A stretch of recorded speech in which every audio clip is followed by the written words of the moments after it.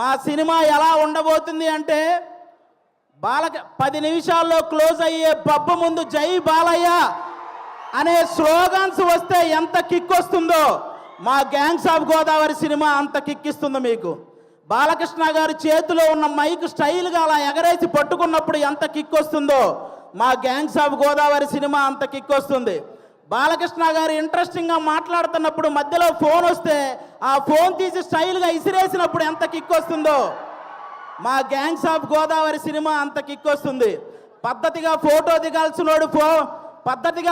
దిగాల్సినోడు phone తెచ్చి మొహాన పెట్టినప్పుడు బాలకృష్ణ గారు అలా తడితే మీకు ఎంత కిక్ వస్తుందో మా గ్యాంగ్స్ ఆఫ్ గోదావరి సినిమా అంత కిక్ వస్తుంది. బాలకృష్ణ గారి సినిమాల్లో సెకండ్ హాఫ్లో వచ్చే క్యారెక్టర్ మనకి ఎంత కిక్కిస్తుందో ఈ గ్యాంగ్స్ ఆఫ్ గోదావరి సినిమా కూడా అంత కిక్కిస్తుంది. ఫైనల్గా ఒక మాటలో చెప్పాలంటే మ్యాన్షన్ హౌస్ వేస్తే ఎంత కిక్ వస్తుందో మా గ్యాంగ్స్ ఆఫ్ గోదావరి కూడా అంతే కిక్కిస్తుంది. ఒక్క మాట బాలయ్య బాబు గారి పర్మిషన్తో చెప్పాలనుకుంటున్నాను. రేపొద్దున నందమూరి నటసింహం కొనిదల కొదమసింహం అసెంబ్లీలో అడుగు పెడితే ఎంత కిక్ వస్తుందో మా గ్యాంగ్స్ ఆఫ్ గోదావరి కూడా అంతే కిక్ వస్తుంది. ఇది మీరందరూ గుర్తుపెట్టుకోవాలని నేను కోరుకుంటున్నాను. అలాంటి బాలయ్య బాబు గారు ఈరోజు మా ఈవెంట్కి రావడం నిజంగా మా అదృష్టం. Thank you sir, thank you so much.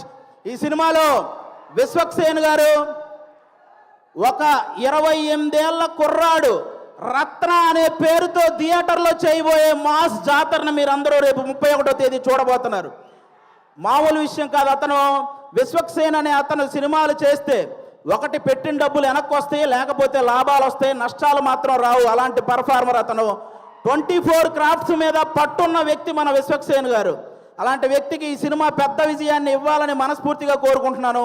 ఇక డైరెక్టర్ కృష్ణ చైతన్య గారు తన మైండ్లో గుర్తొచ్చిన డైలాగుని మీ మైండ్లో గుర్తుండిపోయేలా రాసే రైటర్ కమ్ డైరెక్టర్ మన కృష్ణ చైతన్య గారు.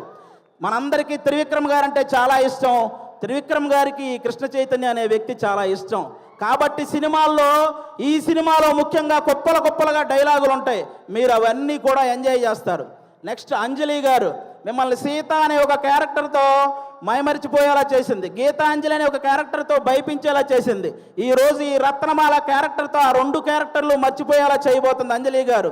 ఇంకో పక్క మా నేహా శెట్టి డీజే టిల్లునే భయపెట్టిన రాధిక.